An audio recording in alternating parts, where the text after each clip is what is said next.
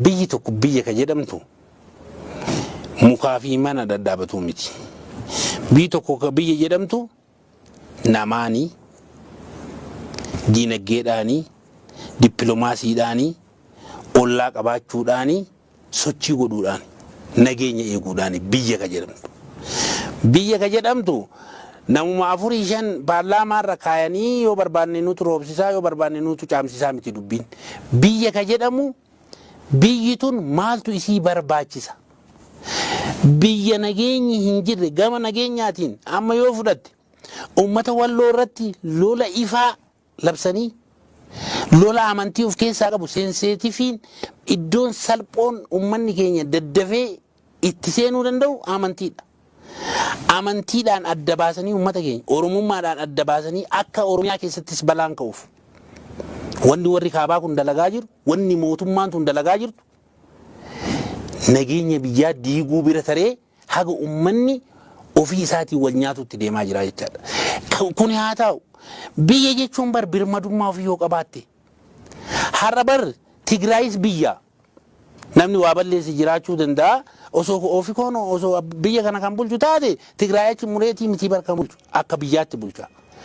Biyya san keessatti nama birmadummaa diidee birmadummaa biyyaa cabsitee nama biraatti seensistee dabootti kadhattee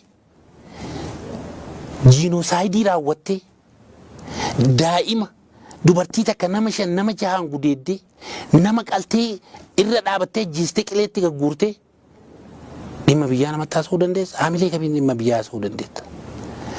Dippiloomaasiin biyyaa cabee addunyaan isin hin gargaaru jettee funyaan nu qabattee addunyaan jiinoosaayidii raawwataa jirti Itoophiyaan jettu dhimma kamiin ati waan biyyaatiif waan filannoo haasofta. Biyya kam ijaartat biyya diigaa jirta silaa biyya kam ijaarta diinagdee yoo fudhatam ummanni ijaarsa ijaaruu dhaabeera mootummaan ofiisaati ijaarsa dhaabe malee jiruun qaala'eera namni jiraachuu dadhabee jira. Finfinnee keessatti koo buddeenni birrii 10 yeroo bitamu gaheera waan si ajaa'ibu buddeenni gogaan Adaamaa takkas birrii 7 birrii 8 hiyyeessi hojiin guyyaa dhaabbateera. Simintoon dhabameera hojiin guyyaa dhaabbateera namni irra caalaan parsantii 50-40 hojii guyyaa hojjeteetiin ni kan nyaatu ijaarsa kana ijaarsa simintoon dhaabatee namni waan nyaatu dhabeera kanaan biyya jettaare.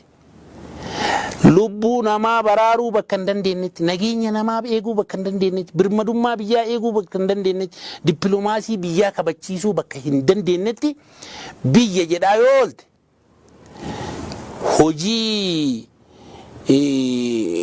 seexaana kun hin beekan wanna kana kun hin jiru bakkuma fedhillee biyya keenya kanatti hadraa jedhanii beeyte waan akka kuno dirree Sheek Huseen kana fa'aa wayita deemtu namni waama baaroo kana jedhee garii jinniin itti ka'ee wama fide godhata namni jinniin sun itti ka'ees ani rooba roobsisaa bakka fedhetti caamsisee bakka fedhetti roobsisan jenne takka nama biyya bulchu bikka biyyi jiidee dhimma kana haasa'uun dhimma biyyaanatti hima jettee irraa eeguun ani ummanni keenya